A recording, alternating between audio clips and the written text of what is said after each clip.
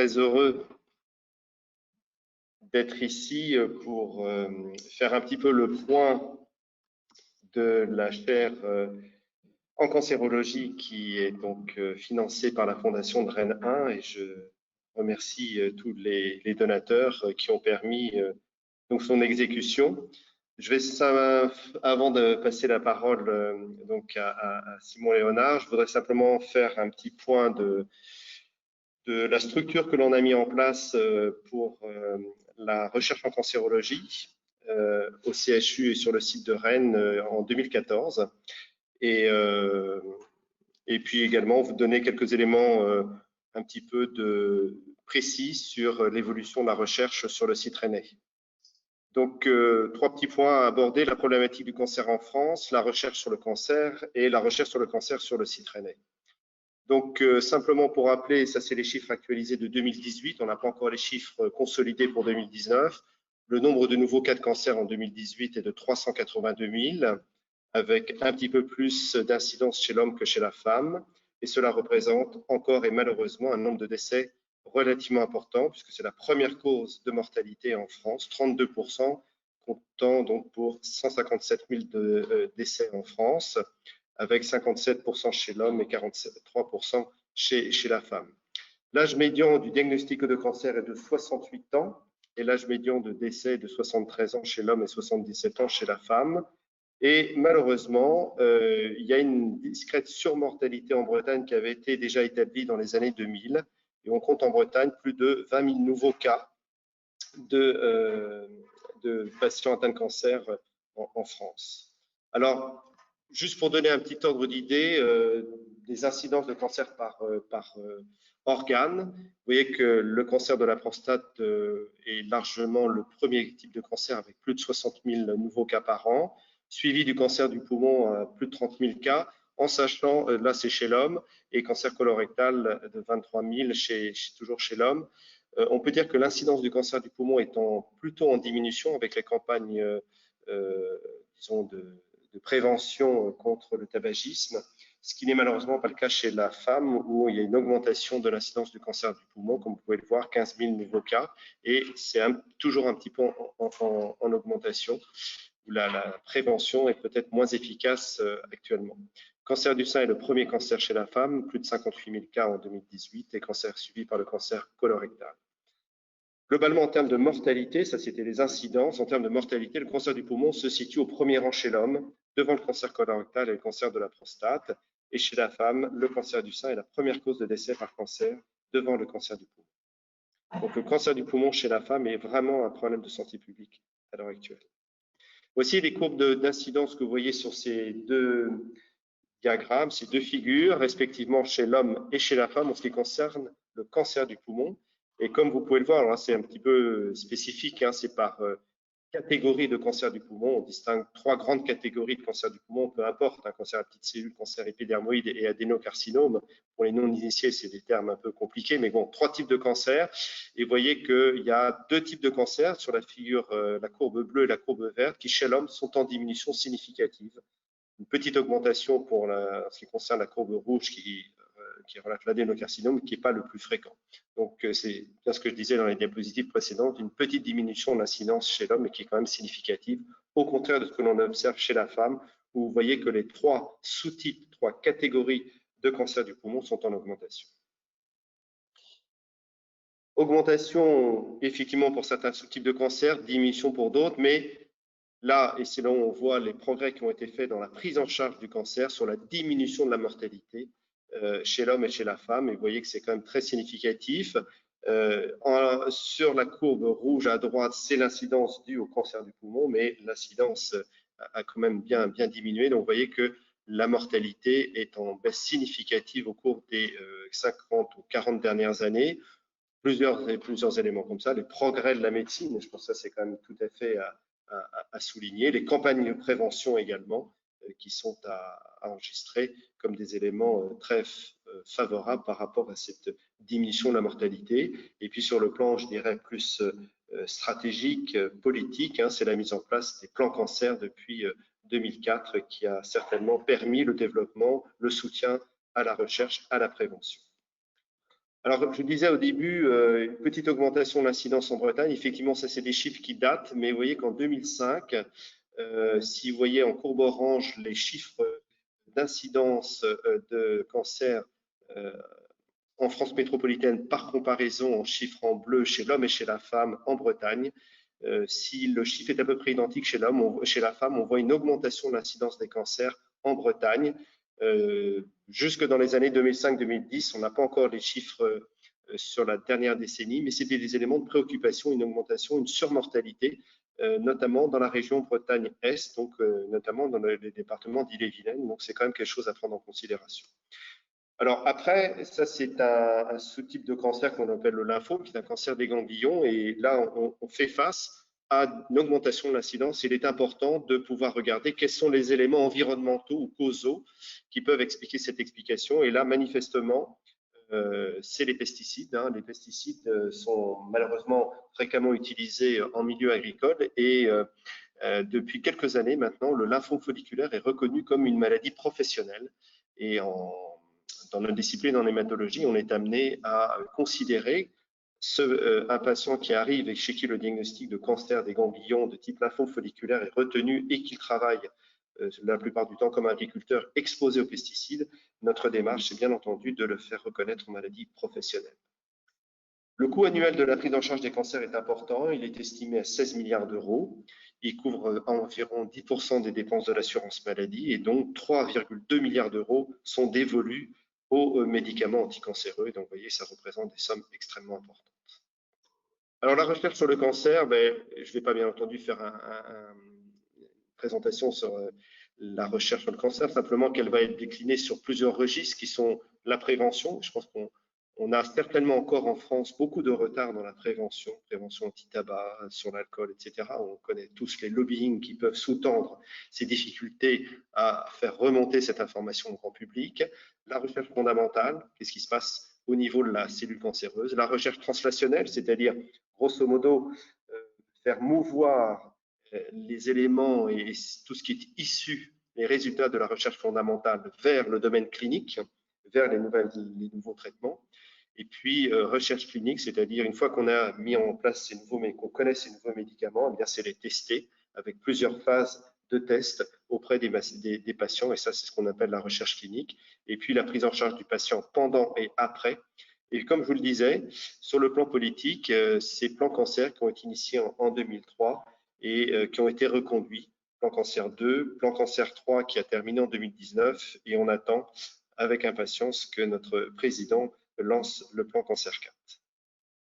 Alors, juste quelques mots sur le traitement du cancer. Vous connaissez tous la chimiothérapie, la radiothérapie qui est ciblée sur le cancer, sur la maladie cancéreuse, mais de façon très large et qui ne va pas épargner les cellules saines des cellules cancéreuses, ne fait pas forcément la différence. On a maintenant depuis une vingtaine d'années un considérable essor des thérapies ciblées. Qu'est-ce que c'est que les thérapies ciblées? C'est des molécules intelligentes qui vont être ciblées sur la cellule cancéreuse à un certain point de sa typographie et pouvoir, bien entendu, être ciblé sur un mécanisme précis d'anomalie et qui ne va pas être dirigé au niveau des cellules normales.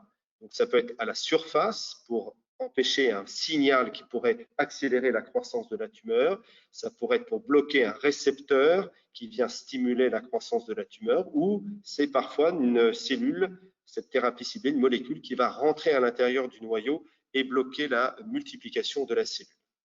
Alors, dans le domaine des thérapies ciblées, il y a des milliers et des milliers de médicaments qui sont utilisés et certaines maladies ont été transformées par l'usage de ces thérapies ciblées.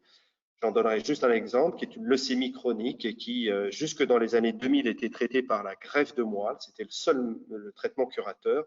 Et depuis les années 2000, c'est juste un comprimé par jour et ça guérit pratiquement plus de la moitié des gens. Certains sont même amenés à arrêter le traitement et ne voient pas récidiver la maladie. Donc, vous voyez, on peut passer en quelques années d'un traitement extrêmement lourd à juste un comprimé par jour. Le deuxième pan de la recherche en cancérologie est dédié à ce qu'on appelle l'immunothérapie. Et c'est un peu un changement de paradigme, c'est-à-dire qu'au lieu de s'attaquer à la cellule cancéreuse, on va essayer de s'attaquer aux cellules environnantes qui peuvent favoriser ou qui, par défaut de fonctionnement, vont favoriser la croissance de la cellule cancéreuse. Donc, vous voyez ici est figurée une cellule cancéreuse, c'est appelée cellule tumorale, et puis le petit schéma en Y, c'est ce qu'on appelle un anticorps, quelque chose d'immunologique. Eh bien, on peut utiliser des anticorps qui vont s'attaquer à la cellule cancéreuse, c'est simplement l'immunothérapie classique. Et là, actuellement, on travaille de plus en plus sur l'éducation de ces lymphocytes, ces cellules immunitaires, qui par un mécanisme X ou Y, tôt ou tard, sont devenues déficientes dans le contrôle de la cellule cancéreuse. La cellule cancéreuse, elle se multiplie, mais également, elle va échapper au contrôle du système immunitaire. Et donc, on peut, par des anticorps, une approche qu'on appelle immunologique, modifier le comportement de ces lymphocytes. Et puis, on peut également transformer ces lymphocytes pour les rendre plus intelligents, pour essayer de nouveau de combattre la cellule cancéreuse. Donc, sur Rennes, on a mis en place une structure appelée Fédération hospitalo-universitaire dans le domaine du cancer, qu'on appelait CAMINE pour Cancer, Micro-environnement et Innovation. Nous avons répondu à la fois en regroupant des chercheurs et des cliniciens, un appel d'offres international qui a permis de labelliser une structure reconnue par des instances nationales. Et j'ai eu l'honneur de coordonner cette fédération pendant les 5 ans passés en collaboration très étroite avec le professeur Marie-Dominique Galibert. Je représentais plus la partie clinique et elle la partie de recherche fondamentale. Cette fédération a bénéficié de soutiens financiers très importants qui nous ont permis je vais en venir dans les diapositives à suivre, de mettre en place un certain nombre de projets scientifiques. Alors au départ, cette structuration est reposée sur des réseaux cliniques, donc des gens qui étaient impliqués dans le soin, qui sont listés sur cette diapositive, sur ce qu'on appelle des plateaux translationnels, c'est-à-dire des laboratoires et des plateformes qui vont analyser les tumeurs sur le plan ce qu'on appelle histologique, sur le plan génétique, et puis qui vont permettre de banquer, de collecter tous les échantillons, et puis bien entendu sur des équipes de recherche fondamentale qui avaient différentes thématiques, mais toutes dédiées sur la recherche sur le cancer. Et un certain nombre d'équipes sont des équipes largement reconnues dans le travail au niveau non seulement régional, mais également national ou international. Donc la structuration de cette FHU a permis d'élaborer des projets cliniques de recherche et d'enseignement. Et nous avons pu, bien entendu, dans un deuxième temps, essayer de trouver les financements pour alimenter ces projets. Et vous avez sur cette diapositive la levée de fonds que l'on a pu obtenir de 2014 à 2015 et avec les différents partenaires que sont le CHU, le Centre de lutte contre le cancer, le Centre Eugène Marquis, la Ligue contre le cancer, la Fondation de Rennes 1, et je salue encore une fois ce soir tous les donateurs qui, grâce à leur action, ont permis de financer le travail qui va vous être exposé là très rapidement. Et puis la région Bretagne également, qui ont contribué à différents financements des actions que l'on a mis en place, avec également une collaboration avec l'Université de Rennes 2 dans le domaine de l'oncopsychopathologie. Alors, rapidement, nous avons pu financer des doctorants, donc 8 allocations doctorales qui étaient dédiées à des médecins ou des pharmaciens, même des vétérinaires, et qui interrompaient leur cursus classique pendant 3 ans pour faire une thèse de sciences. C'est pas rien, c'est un parcours qui est long, mais qui était alimenté par et permis par ces bourses dédiées à la recherche. Et nous avons également financé des allocations postdoctorales, donc des gens qui ont fini leur thèse de sciences et qui continuent leur cursus dans le domaine de la recherche. Et ces allocations doctorales et postdoctorales ont été faites en partenariat avec le CHU, le Centre Eugène Marquis, la région et la Ligue contre le cancer. Et puis, quand je dis l'investissement est important sur le site rennais, il y a certains sites particuliers qui sont impliqués dans la recherche sur le cancer. L'unité de recherche INSERM, qui est une grande unité qui s'appelle l'IRSET, dédiée à des données épidémiologiques et d'environnement. Le LTSI, qui est une unité d'imagerie et qui utilise aussi ce qu'on appelle des données de radiomique qui peuvent guider la radiothérapie. Une plateforme de séquençage, c'est-à-dire analyser toutes les anomalies génétiques qui sont propres aux cellules cancéreuses, et puis des laboratoires de recherche fondamentale et translationnelle qui appartiennent soit à l'INSERM et au CNRS, et puis également la recherche clinique au CHU et au Centre Eugène Marquis. Donc un continuum entre la recherche fondamentale et la recherche clinique. J'ai cité simplement quelques tumeurs où on a réellement un niveau d'expertise important sur le site rennais, et je vais l'illustrer juste par quelques diapositives. Donc, comme je vous disais, je reprends ce qu'on a fait en immunothérapie. C'est vrai qu'on a pu développer sur Rennes un certain nombre de programmes d'immunothérapie très spécifiques, où là, on utilise sur la partie gauche ce qu'on appelle l'immunomodulation, c'est-à-dire modifier le lymphocyte qui vient contrôler la tumeur, ou l'anticorps bispécifique. Donc, vous voyez sur la partie du milieu, c'est fabriquer des anticorps qui ont la capacité d'un côté de recruter les cellules compétentes et de les rapprocher en se collant à la cellule cancéreuse. Pour ça qu'on appelle bispécifique. Et ces anticorps sont extrêmement intéressants et sont actuellement testés au CHU de Rennes dans le cadre d'essais très précoces. Et le dernier point, c'est ce qu'on appelle les CAR-T. C'est vraiment très récent, c'est rendre intelligentes les cellules T en les modifiant génétiquement. C'est-à-dire que là, c'est tout à fait un processus de modification génétique de nos cellules T qui, une fois qu'elles sont réinjectées dans l'organisme, sont capables de rencontrer la cellule cancéreuse, de la tuer, et en plus, elles gardent de la capacité d'expansion. C'est-à-dire qu'une fois qu'on les a introduites chez le patient, elles peuvent continuer à se reproduire et continuer à exercer leur activité contre le cancer pour éviter que la maladie récidive. Alors, je vous ai mis simplement des illustrations de résultats cliniques au cours de ces dernières années qui illustrent les progrès qu'on a fait dans le domaine de l'immunothérapie. Et ça, c'est l'exemple du mélanome. Vous savez que le mélanome, c'est une tumeur fréquente, pas forcément liée à l'exposition au soleil, bien que ceci favorise, mais qui, lorsque la tumeur au niveau de la peau a dépassé un certain degré d'extension, peut facilement envoyer des métastases, des localisations à distance. Et le pronostic des gens atteints de mélanome avec des tumeurs un peu à distance est quand même relativement péjoratif.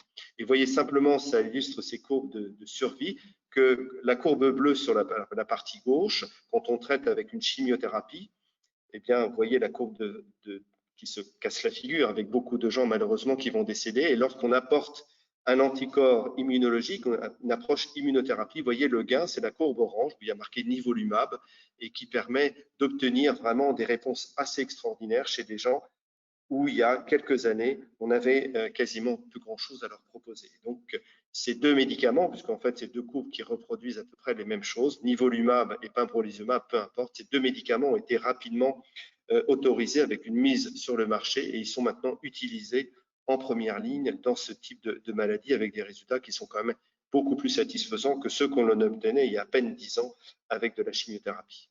Il en est de même pour le cancer bronchique, où là, pareil, vous voyez sur ces deux courbes, la courbe sur le diagramme du bas avec la courbe du haut avec la courbe verte, où c'est une approche de type chimiothérapie par rapport à une approche d'immunothérapie en rouge et en bleu avec un gain de survie qui est de l'ordre de 30%, ce qui est vraiment énorme lorsque l'on a affaire à des maladies graves et cancéreuses. Alors, ensuite, je reviens un tout petit peu pour finir mon exposé sur ces CAR-T, donc ces cellules. C'est un acronyme anglais, peu importe, mais vous voyez sur cette figure le lymphocyte T en bleu qui s'accroche à la tumeur. Et bien, pourquoi la tumeur se développe? Est-ce que ce lymphocyte T qui est censé contrôler le développement de la maladie ne fait plus son travail? Eh bien, on va le prendre à partir du sujet, c'est-à-dire qu'on va faire une prise de sang au sujet. C'est un peu plus qu'une prise de sang, c'est ce qu'on appelle une lecaphérèse. On va filtrer ces lymphocytes, on va les récupérer et on va les modifier. On va les rendre intelligents pour, une fois qu'on va réinjecter ce lymphocyte T, l'éduquer pour qu'il soit tout de suite dirigé contre la cellule cancéreuse. Vous voyez ce grand diagramme qui a été agrandi, eh bien, tout ce qui lui permet d'être accroché à la cellule cancéreuse va être modifié génétiquement. Donc, ça va permettre d'une part ce qu'on appelle l'amplification, il va pouvoir se multiplier, et d'autre part, lui faire acquérir une mémoire immunitaire, c'est-à-dire être capable, à distance, de toujours reconnaître la cellule cancéreuse comme une cellule mauvaise à éliminer. Et voilà un petit peu ce schéma. Donc, ça se fait maintenant, on a été à Rennes le 4e centre en France à développer cette technique. Maintenant, il y a une vingtaine de centres. Là, si vous prenez l'exemple d'un patient atteint de cancer à Rennes, eh bien, vous voyez, on va faire ce qu'on appelle une aphérèse, c'est-à-dire qu'on va extirper les sangs, comme les gens qui donnent leurs plaquettes ceux d'entre vous qui sont donneurs de sang, qui ont été donneurs de sang, quand on donne ces plaquettes, on passe 2-3 heures à l'hôpital, à l'établissement français du sang. Là, c'est pareil. On va filtrer son sang, on récupère. Et actuellement, comme il n'y a pas de centre de production en France, les cellules sont adressées directement, pour l'instant, aux Pays-Bas. Elles sont congelées et ensuite elles vont partir aux États-Unis. Vous voyez le schéma un peu compliqué. Et c'est une fois aux États-Unis qu'elles vont rencontrer ce processus de fabrication, cette modification. Le schéma est un peu compliqué, mais retenez simplement qu'elles vont être génétiquement modifiées, recongelées et ensuite réadressées à Amsterdam où elles sont qualifiées et ensuite elles vont pouvoir être injectées aux patients. Un circuit qui fait de l'ordre de 3 à 5 semaines pour pouvoir revenir sur place et être administré aux patients. C'est une procédure longue, extrêmement coûteuse, vous imaginez, mais dont les résultats sont tout à fait prometteurs. Alors actuellement, il y a un centre de production en France qui va quasiment ouvrir très, très prochainement et toute cette procédure va bien entendu être simplifiée. Donc là, c'est un des premiers patients qui a été injecté dans le service. Vous voyez la petite poche, c'est une petite poche qui fait 68 millilitres, donc c'est un petit verre qu'on passe en 15 minutes. Et quand l'infirmière prend cette poche dans la main, elle sait qu'elle a 350 000 € dans la main. Donc effectivement, elle n'a pas intérêt à trébucher ou laisser tomber le verre. Et secondairement, donc, on doit bien entendu hospitaliser le patient pour mesurer les effets qui sont parfois importants parce que ces cellules, c'est un petit peu une petite bombe, elles ont été éduquées, elles sont prêtes à réagir et donc de temps en temps, on a des réactions relativement importantes. Alors, toutes ces approches étaient dans le domaine de certaines tumeurs, notamment les maladies hématologiques, les leucémies et les lymphomes. Et actuellement, on est en train de développer un certain nombre de programmes dans le cancer du foie. Et là, c'est un très bel exemple de collaboration sur le site rennais, puisque nous avons le docteur Julien Edline au Centre Eugène Marquis, qui est un référent international dans le cadre du cancer du foie, et qui s'est vu approcher pour mettre en place un essai proche de ce qu'on appelle les CAR-T, donc de cellules T modifiées, pour essayer de combattre le cancer du foie. Et fort de notre expérience en immunothérapie en hématologie dans le service au CHU de Rennes, nous avions pu poursuivre cette collaboration. Et donc, le premier patient va être injecté la semaine prochaine dans le service, atteint d'un cancer du foie, pour lequel il n'y a pas réellement de stratégie de traitement. C'est que le cancer du foie est un des rares cancers, j'en ai pas parlé, dont l'incidence va augmenter, probablement dû à l'alcoolisme, à la malnutrition, la malbouffe, comme on dit, avec les surpoids. Et c'est un facteur de risque très important de la survenue du cancer du foie. Et bien là, c'est une approche qui est totalement innovante, approche d'immunothérapie dans le cancer du foie. Et tout ça a été mis en place sur Rennes, je pense, grâce au concours d'un certain nombre d'équipes de recherche, de gens qui sont compétents dans la discipline, mais aussi également des institutions qui soutiennent la recherche en cancérologie. Et je pense que la Fondation de Rennes est un des acteurs privilégiés. Juste un point, je reprends un des diapositives de Marie-Dominique Galibert. Et effectivement, la recherche en cancérologie n'est pas que l'immunothérapie.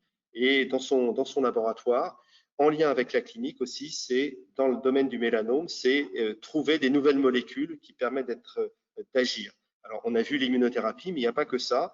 Et je pense que l'originalité du travail qui a été fait dans ce laboratoire, c'est de partir de la tumeur, de l'analyser, de faire un séquençage, de découvrir des nouvelles mutations qui vont permettre d'être screenées au niveau des différentes molécules nouvelles et d'apporter aux patients la possibilité, grâce à ce screening, grâce à la découverte de nouvelles mutations, de découvrir et de mettre en application des nouvelles molécules et des nouveaux traitements spécifiques de cette maladie.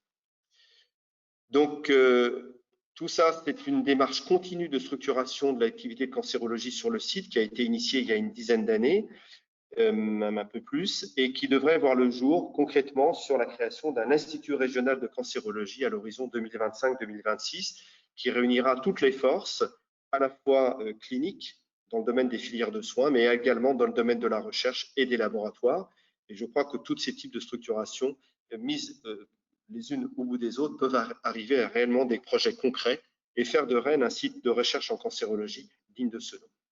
Donc, je voudrais finir cette présentation avant de passer la parole à Simon Léonard en disant que toute recherche nécessite des financements et que sans ces financements, effectivement, on ne peut pas aboutir.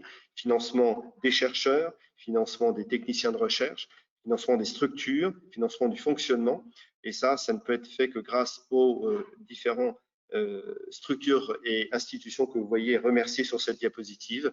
et spécifiquement ce soir, remercier la Fondation de Rennes 1 qui a permis la mise en place de cette chaire d'innovation en cancérologie et dont vous allez voir une première concrétisation. Je vous remercie. Bonjour à tous, je suis Simon Léonard et je vais vous parler des travaux que j'ai réalisés donc, dans le cadre de la chaire cancer et innovation qui a été financée par la Fondation Rennes 1 avec gros soutien de la Ligue contre le cancer et aussi de nombreux donateurs particuliers. Dans une optique de mieux comprendre le cancer pour mieux le traiter, encore aujourd'hui, on utilise beaucoup d'analyses qui se font à une échelle globale où on va travailler sur la totalité d'une tumeur. Et derrière ça, il y a une hypothèse qui est qu'on considère que notre tumeur est une population de cellules homogènes. Or, on s'est rendu compte que ce n'est pas vraiment le cas et qu'une tumeur, c'est très hétérogène, avec notamment des populations de cellules cancéreuses qui peuvent être différentes. Et aussi, la tumeur, elle est généralement associée à un micro-environnement qui est complexe et avec lequel elle communique. Si on reste sur des analyses globales classiques, le signal qu'on va avoir en sortie d'analyse, c'est quelque chose qui va être lissé, normé, et qui ne prendra pas en compte cette hétérogénéité, alors qu'on sait aussi qu'elle est relativement importante et elle a beaucoup d'influence sur plein de facteurs, notamment le diagnostic, le pronostic, la prise en charge des patients, et aussi de manière plus générale, la compréhension des mécanismes de tumorogenèse. D'où cette idée de isoler les cellules de cette tumeur et travailler vraiment à l'échelle de la cellule unique dans le but de décomposer ce signal et d'avoir le signal qui est propre à chaque cellule qui compose notre tumeur. Donc, quand on réalise ces expériences-là, on se retrouve avec des jeux de données qui sont assez importants, où on arrive à avoir des profils géniques correspondant à plusieurs dizaines de milliers de gènes pour plusieurs milliers de cellules, de 1000 à 100 000 cellules généralement. Donc, c'est des données très grosses et très complexes, mais si on arrive à les analyser de manière assez poussée, on peut en tirer pas mal d'informations. Notamment, on peut distinguer les cellules cancéreuses des cellules du micro-environnement. Et aussi, pour chacune de ces deux catégories, on peut sortir de nombreuses informations sur la composition de la tumeur, l'abondance de chaque sous-population, l'agressivité de certaines sous-populations tumorales, des profils métastatiques, etc. Et on peut aussi mettre en lumière des interactions potentielles entre le micro-environnement et la tumeur. Ce type d'analyse, dans le cadre de cette chaire, c'est quelque chose qui a été réalisé au sein de deux laboratoires de Rennes, dont le premier qui est une sous-équipe de l'IRSET, l'Institut en recherche santé, environnement et travail, et qui s'intéresse au carcinome rénal à cellules claires, qui est le type majoritaire des cancers du rein que l'on retrouve chez l'adulte. L'objectif ici, c'était de un peu lancer l'analyse sur cellules uniques dans le cadre de cette pathologie. Donc, le premier point, il a été de mettre en évidence cette hétérogénéité tumorale et la décrire par une approche en cellules uniques. Donc, on est parti de tumeurs suite à des néphrectomies sur 5 patients et on a dissocié ces tumeurs pour isoler les cellules et on a pu obtenir un jeu de données comme je vous le décris précédemment, où là, c'est un jeu de données d'environ 25 000 cellules qui décrit environ 20 000 gènes. Alors, pour vous montrer les résultats de cette étude, je ne vais pas vous montrer le tableau avec les 25 000 cellules et les 20 000 gènes. Pour représenter les résultats, on utilise plutôt des représentations graphiques avec des nuages de points, comme celui que vous pouvez voir à l'écran, où un point correspond à une cellule. Et donc, les cellules ici sont projetées et arrangées et forment des nuages ou des amas colorés qui représentent des populations cellulaires différentes. Donc, chaque amas d'une certaine couleur correspond à une certaine population qui est dans notre tumeur. On peut ensuite annoter ces nuages, distinguer par exemple les cellules cancéreuses du micro-environnement, et puis on peut aller encore plus loin dans la notation. Notamment au niveau du micro-environnement, on peut distinguer les cellules immunitaires, les cellules endothéliales et les cellules sanguines, et on peut continuer à aller en profondeur pour chacune de ces annotations. Donc, tout ce projet, il nous a d'abord permis de décrire cette hétérogénéité dans le cadre de ce cancer, notamment en créant un atlas de toutes les populations cellulaires qu'on peut avoir, avec une hétérogénéité qu'on peut décrire au sein d'une tumeur, mais aussi entre les tumeurs de chaque patient. Bien évidemment, ça nous a permis notamment de mettre en place toute la technique expérimentale pour cette analyse et de mettre en banque les échantillons.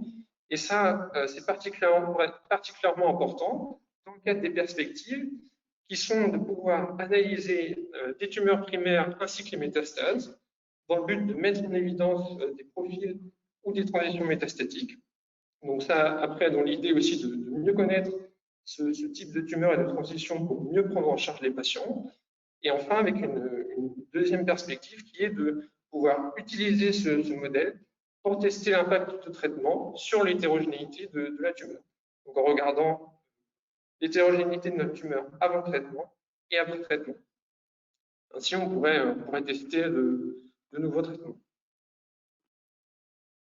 La seconde équipe dans laquelle j'ai travaillé s'intéresse à une autre pathologie qui est le lymphome et qui correspond à une prolifération de lymphocytes B malins dans plusieurs niches, notamment les ganglions, la rate ou la moelle osseuse. Et ces lymphocytes B malins, on les retrouve aussi dans le sang. Une partie de l'équipe s'intéresse au micro-environnement qui est associé à cette tumeur, qu'on peut décrire comme vraiment un tissu de soutien. C'est un peu ce que le terreau est à la graine pour une plante, si on dit que la graine, c'est la tumeur. Et donc, l'idée ici, c'est de pouvoir décrypter ce micro-environnement dans le but de mettre en place des thérapies qui seraient ciblées sur ce micro-environnement. Donc, il y a tout un projet qui a été initié pour décrire ce micro-environnement, d'abord dans des individus sains. Donc, on a prélevé du micro-environnement, isolé les cellules séparées et réalisé toutes ces analyses sur cellules uniques.